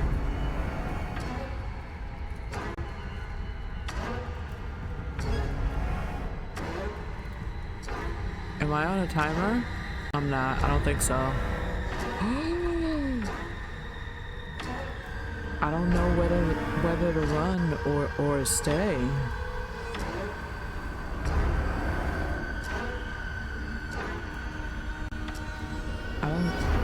What should I do?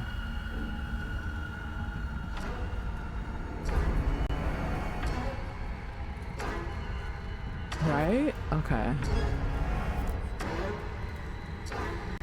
Eva gently pulls on the cup on the other side of the painting. Someone or something pulls a string frantically in response. A plea for help, defenseless before an unknown threat. Despair saturates every moment. Once she promised to protect Tony from any danger, real or imaginary. And until tonight, she's never broken that vow. And Tony promised never to let anything happen to Eva either once he grows up. Though she can't see or hear him, her thoughts reach out to him, to their happiest moments together. Oh no. Warm memories of Tony's childhood pops into her head, shielding Eva from an impending madness.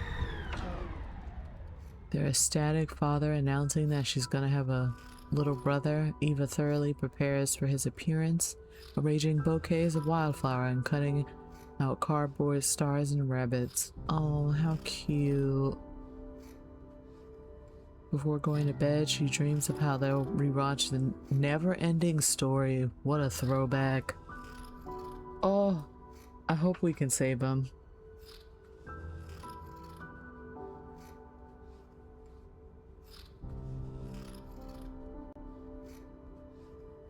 I have to click it. I know what never-ending story is.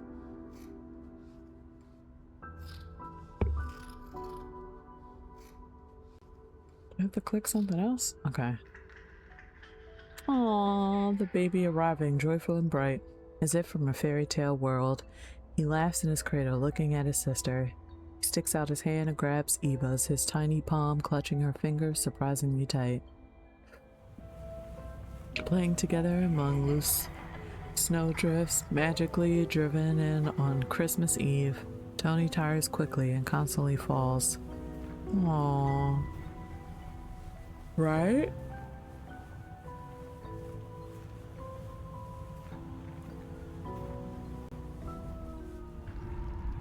Oh no. Eva silently begs Tony to grasp the string as tightly as he can. In return, she swears she gives him 100 slinkies of every color of the rainbow. Oh. Yanks on the string. The painting replies with another gust of icy wind. Oh gosh. The droplets fly in all directions, staining the neighboring paintings and sketches.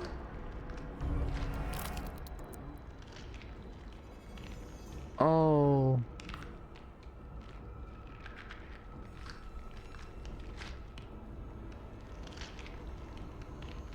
Oh. Oh my gosh.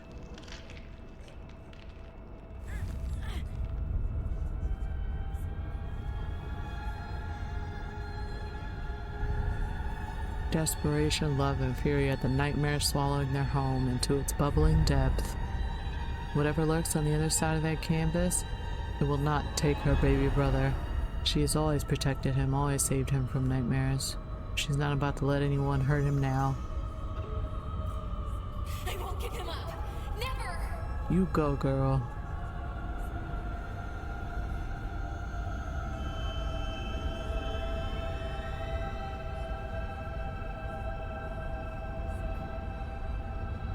Yeah, you don't want to see that. She takes one step forward, then another, dousing her pungent stench of paints and solvents.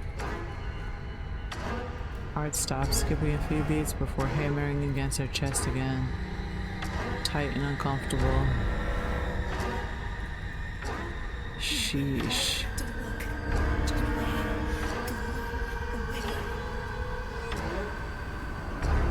Eva doesn't listen to her inner voice. Slowly, as if stuck in resin, she wades through the congealed air towards the painting in the gilded frame. The string in her fingers, sticky and viscous, soaked in a glossy liquid. Oh gosh, what?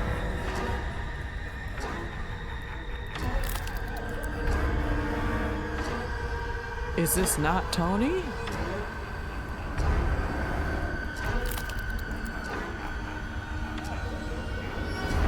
Oh, look at that painting! Hair? It's heavily smeared with scarlet. A puddle of stunningly rich red begins to spread across the floor. It's almost flaming in the dark. Oh.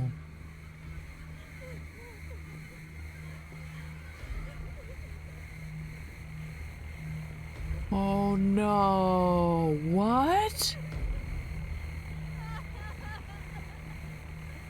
Oh.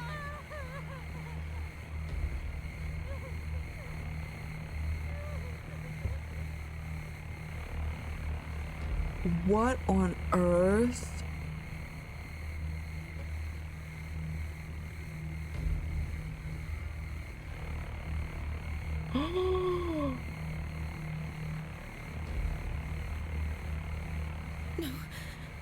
No way.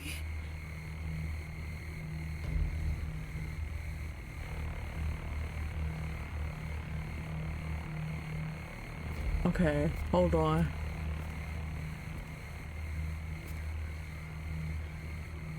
I feel like we picked the wrong thing. I know, right? This can't be happening. It's hypnosis, hallucinations, blood, witchcraft, or someone's imagination. Authorial intent.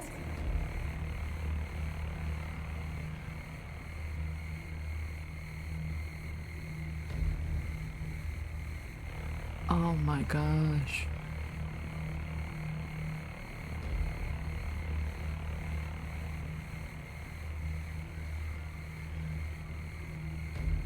Yeah, well, thank you for the follow.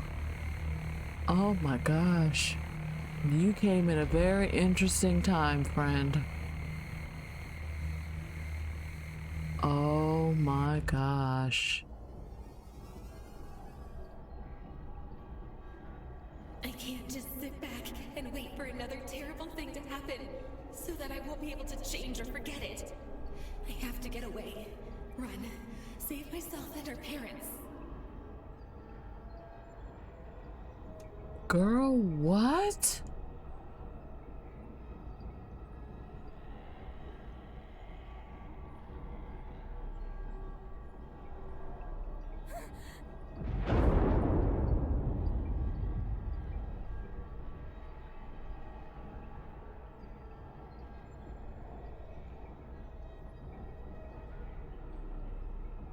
What even?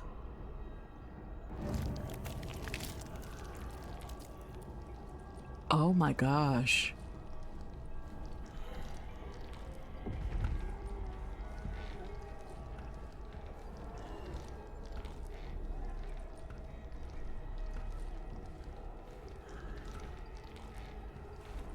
Ah, look at that.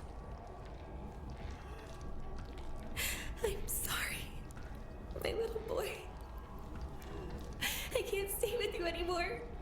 I'm so sorry.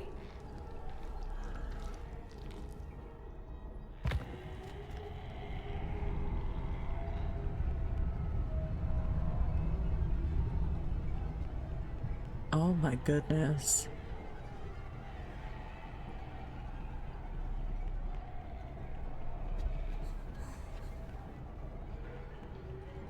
Don't you dare. Whoever you are, don't you dare.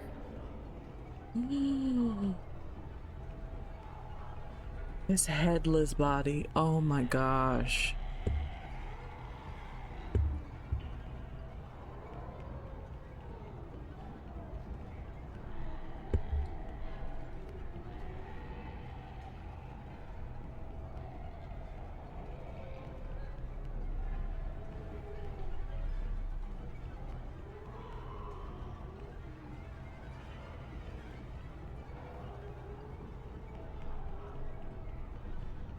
I don't even...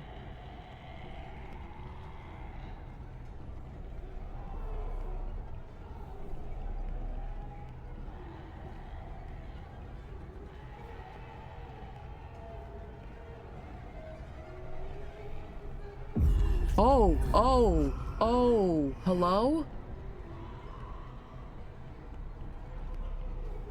No, because why would you do that? Ew, ew. Stop it. No.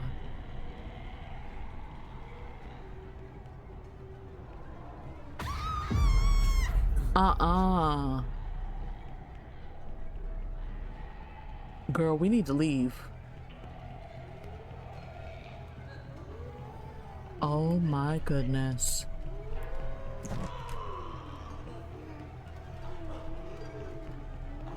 Ooh. Their magnum opus will be complete. Here we go. Come on.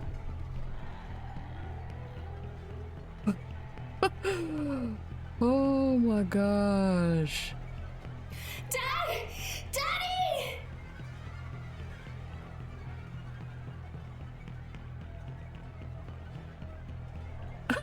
Right?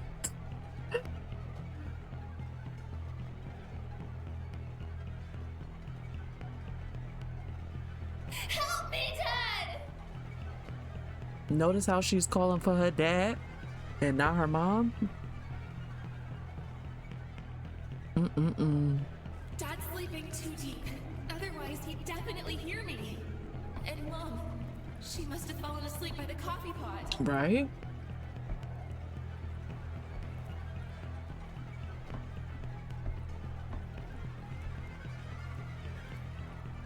Girl, it's time to leave.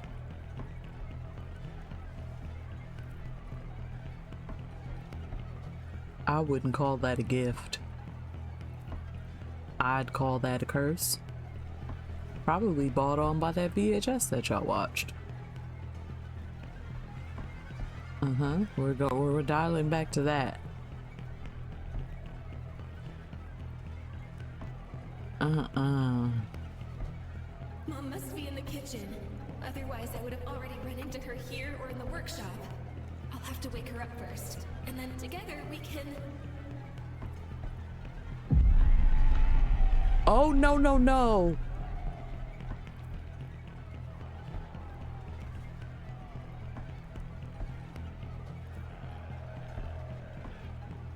Oh. Certified brain rot. Thank you for the follow. Oh my goodness, look at these freaks.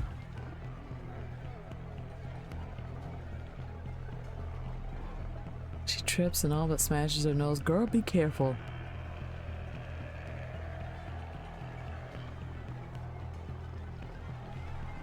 Oh my gosh.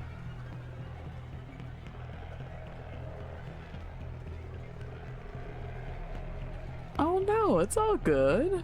All good.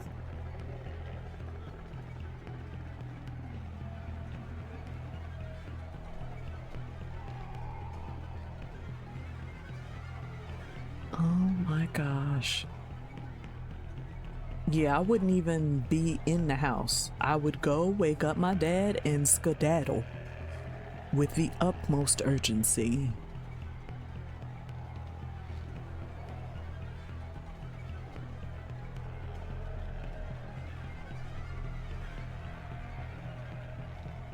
Oh my goodness. Dad's here somewhere. He's strong. He'll protect me. He'll fight them off. True.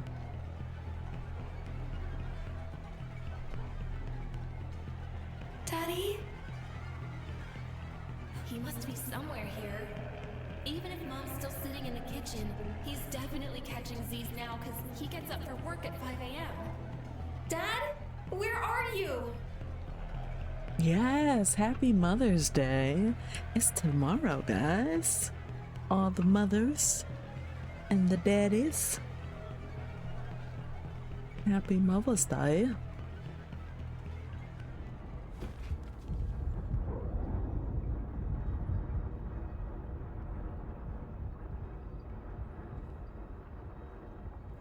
Oh no.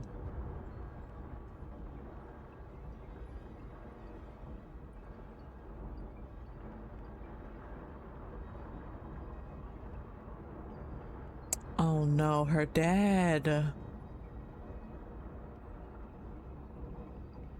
Oh, it is? Oh, very cool.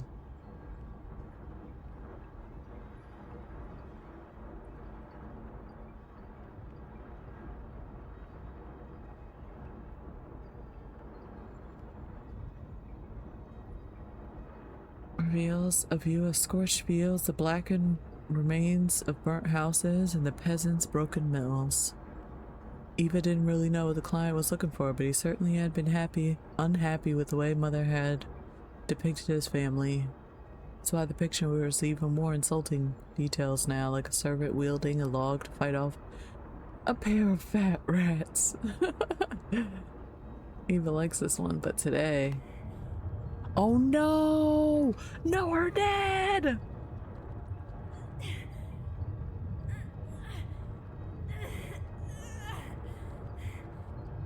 Oh gosh. Eva, it's time to go. It's time to run away. Get out.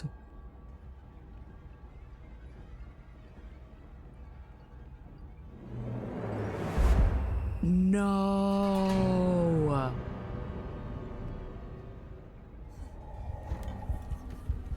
Oh.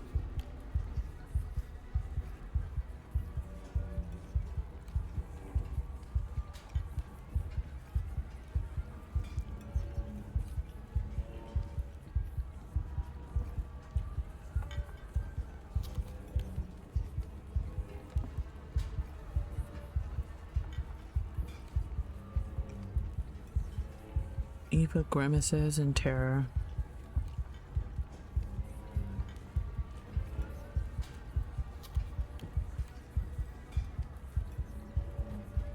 Yeah, she can't do anything. Ooh.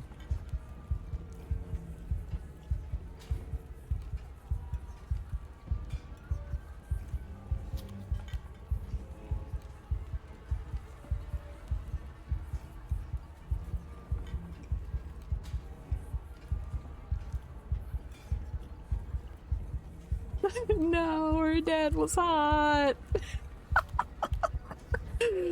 What kind of soul does she really have?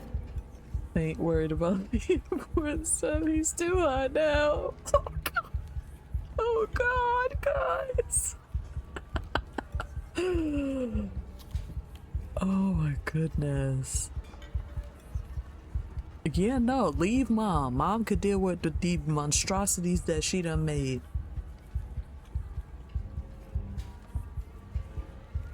Exactly. Her mother made her choice, and that choice killed Dad and Tony.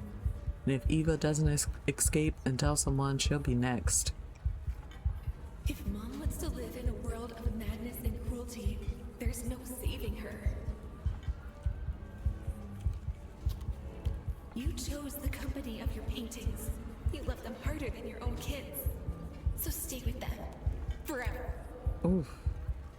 To the front door, now! Yeah, let's go.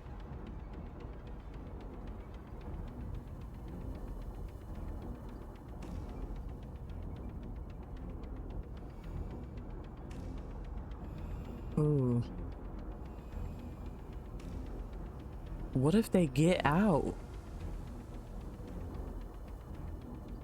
Oh yeah, so a group of teenagers, They went to an arcade and they didn't win because I'm bad at Pac-Man.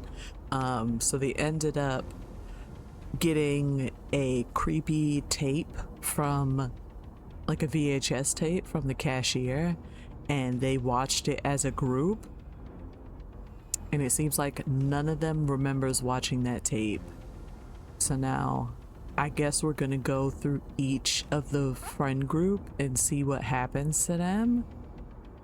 So Eva's mom is a painter and she cares more about her job than her kids. And I guess this is like Eva's curse, is the paintings are coming to life. They killed her little brother, they killed her dad. Exactly.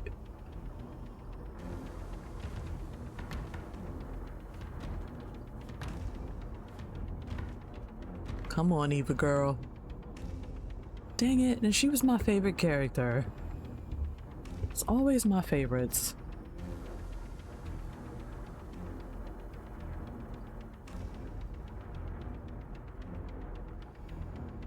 Girl, you better jump out a window or something. Budge! No, no! Am I never gonna get out of here?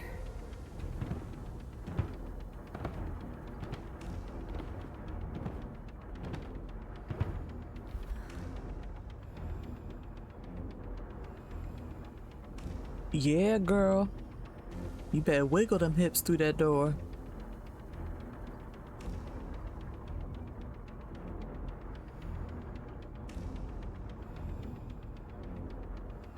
I can squeeze through. Tony always gets in and out easily when he's pretending to be a dog. But he's also like I can 7. Uh-oh. What's on the way?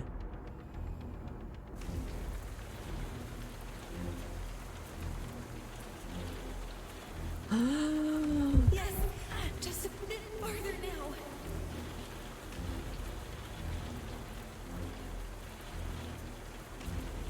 I don't understand how you can't open your front door from the inside.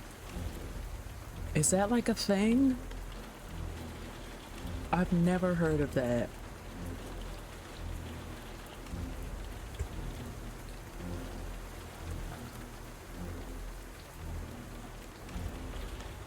Oh, maybe. Head through. Push again.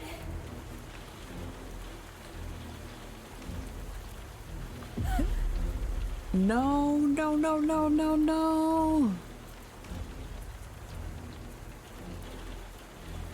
Ooh.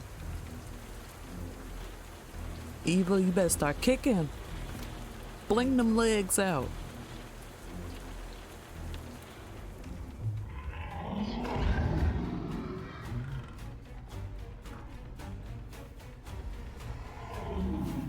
Oh my gosh. What is that?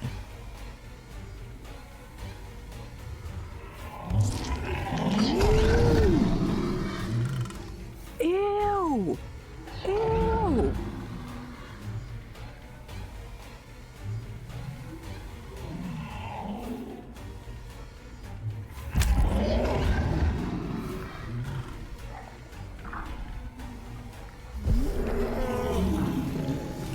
Oh my goodness.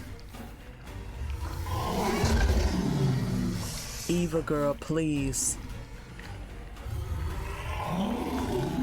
Use them nails. Use them nails.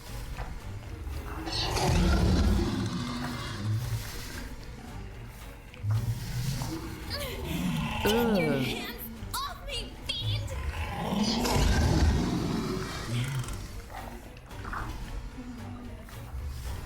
Oh my goodness. Ew, it's coming closer. Oh, get ready. What am I doing? Oh, oh, I didn't know.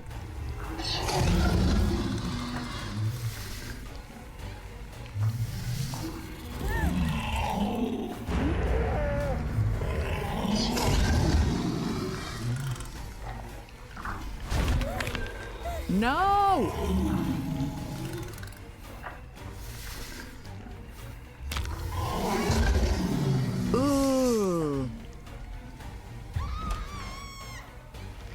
No! Oh my goodness. Ew.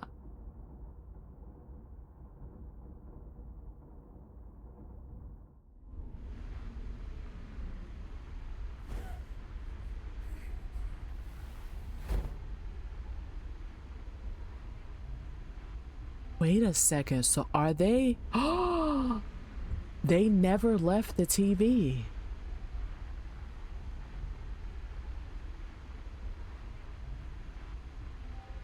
To be continued. I did not kill Eva. Oh, y'all, what?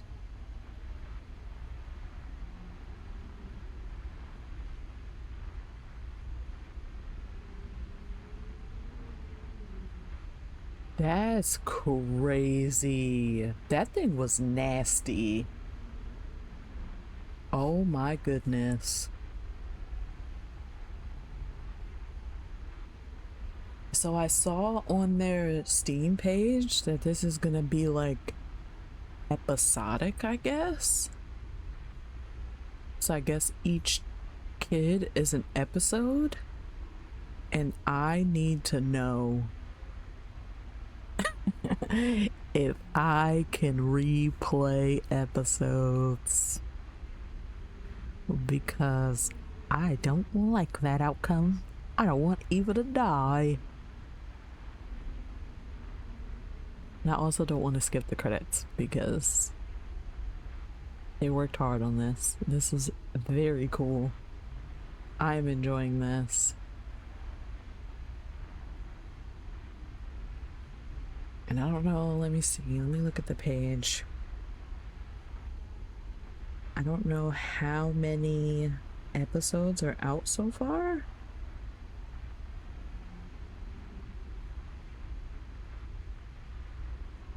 This came out in March.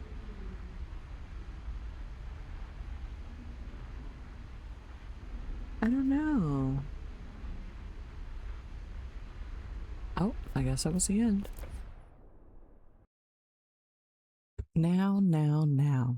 Okay, before we get the angry mob happening, I did go back and attempt to play this again twice to get Eva to be alive. Spoiler alert, I was successful.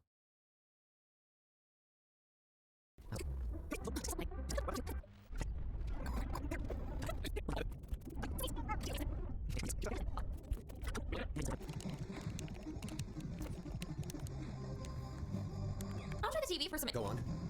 We stumbled on your cronies out there. You really think I'm gonna fall for that? It's true. I also saw them near the old water. Why the hell were they going there? Grandpa says truck drivers sometimes sneak bourbon into the factory in gas cans. I bet they weren't gonna buy it. They were gonna steal it. Watch out, Four Eyes. If you're just trying to ditch me, your ass is gonna be my punching bag next time. Eva, you don't count. He isn't gonna punch me, is he? Is he, guys? Oh gosh. It's just Ashley's brother, not some damn high schooler who likes robbing kids. Let's just start, okay?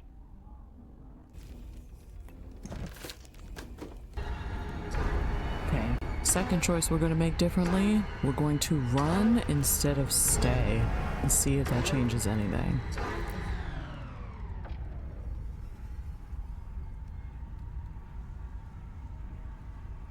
I'll get our parents, Tony.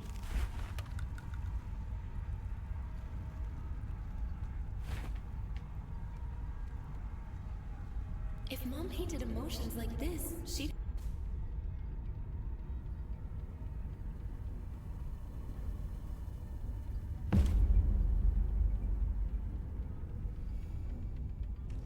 But what woke that? Or did those oily drops...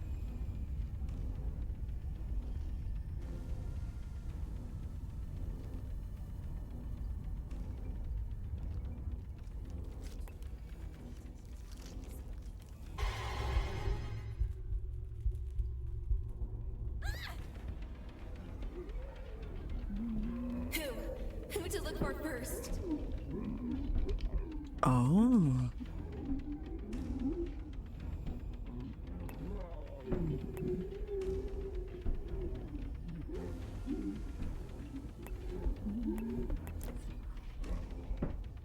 Dad.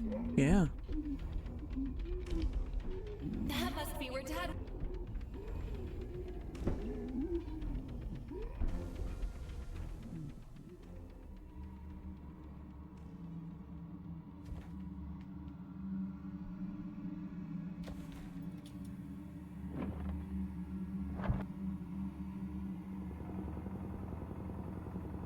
He's ready to die, is he?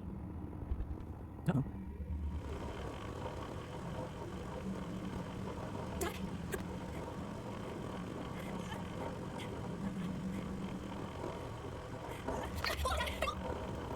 Ooh.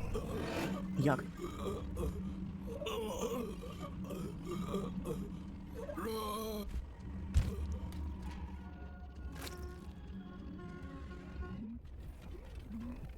Oh, jeez. There he is. Yes, okay. Oh no. This thing again. Ooh.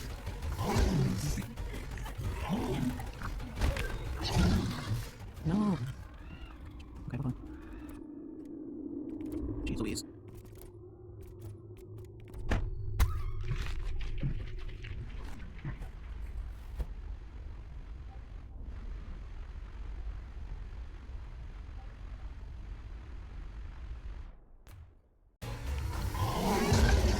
Get the hell away from me, you filthy!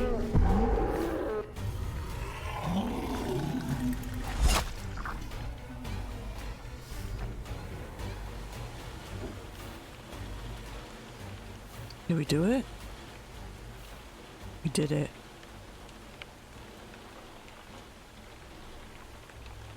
Oh my goodness.